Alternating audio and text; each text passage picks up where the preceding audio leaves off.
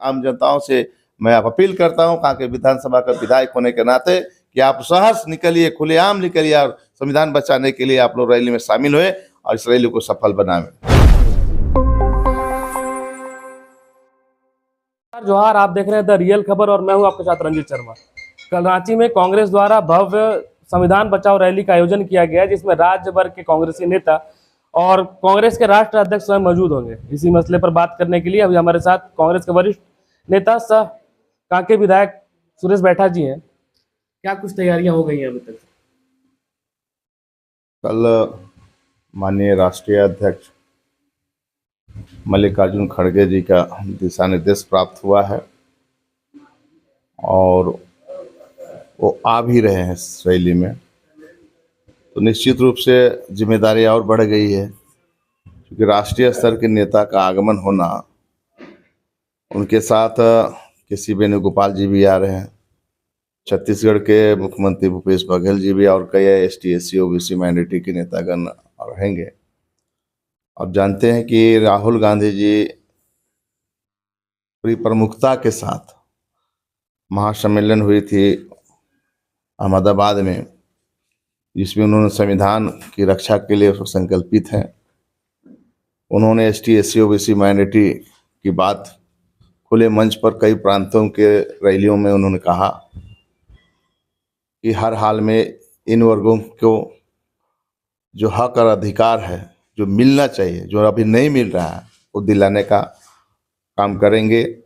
साथ ही साथ जनगणना के बारे में भी उन्होंने पार्लियामेंट के जब सेशन चल रहे थे तब उन्होंने भी अपनी बात रखे थे कि मैं जनगणना करा कर रहूँगा और आपको कराना होगा।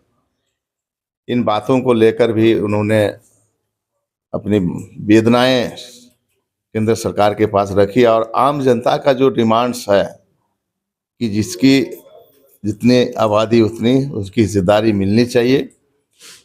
जो वर्ग आज 80 से 90% लोग हैं और उस आबादी के अनुरूप जो है संविधान में जो प्रदत्त शक्तियाँ दी गई है उस हिसाब से हाल के 10 सालों में नहीं मिल रहा है, इसी चिंता का विषय है। इसीलिए संविधान बचाओ रैली 6 तारीख को जो कल जो है होने को है, इसके लिए हमने तीनों ब्लॉक्स कांके ब्लॉक्स की भी बैठक हमने कर लिया है, जिसमें केशव महतो कमलेश जी भी आए थे, बलमुंशी जी भी आए थे और कई नेता थे।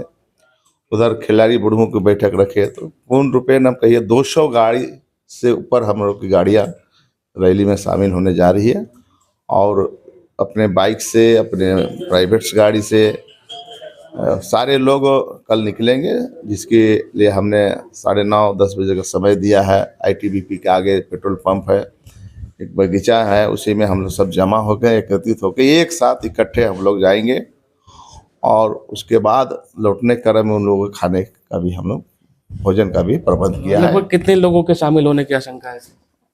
हम लोग 2 से 3 हज़ार हमारी तरफ से जाएंगे। कोशिश तो हम लोग कर रहे हैं 4,000-5,000 है, लेकिन जो गाड़ी का जो सिस्टम है उस हिसाब से अगर हम गिनती करेंगे तो हम लोग 2 से 3 हज़ार हम लोग यहाँ से निकले। कल बाबूलाल मरांडी जी ने प्रेस कॉन्फ्रेंस किया, उन्होंने कहा कि वह कांग्रेस संविधान को बचाने की बात करती है, जो कांग्रेस 60 सालों के शासन में लगभग 80 बार संशोधन किए हैं संविधान में।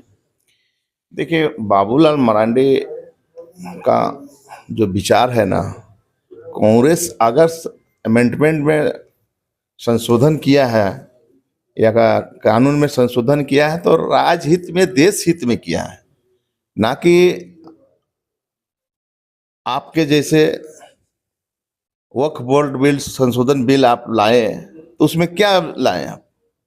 उसकी संपत्ति को हड़पने की प्लानिंग आपने बनाया है और वक्फ बोर्ड बिल के माध्यम से यह अन्य ट्रस्टी के पास आप घुसना चाहते हैं, जैसे मिशनरीज का ट्रस्टी है, सिखों का है, जैनिज्म का है, आदिवासी दलितों का ट्रस्टी है, उन ट्रस्टी तक आप घुसना चाहते हैं।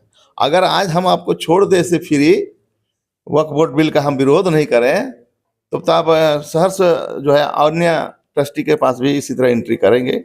इसलिए हम लोगों ने वक्फ बोर्ड बिल संशोधन बिल लाया, जिसका हम लोग खुलेआम विरोध किया है और हमारे सांसदों ने भी लोकसभा में 232 सांसद जो रहे हैं इंटैक्ट रहे, उनके विरोध में वोटिंग किया है। इसलिए पूरी आधी आबादी हमारी जो है वक्फ बोर्ड बिल के खिलाफ है। और जनता जब स्वीकार नहीं करती है तो ऐसे कानून लाने का कोई औचित्य नहीं है।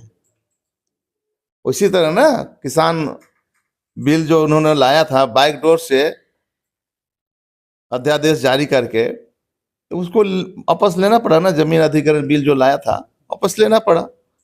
जायज हित में हो, देश हित में हो, जनता के हित में हो, वैसे कानून को लाइए, अमेंडमेंट लाइए, संशोधन लाइए, जैसे लगता है संशोधन किए।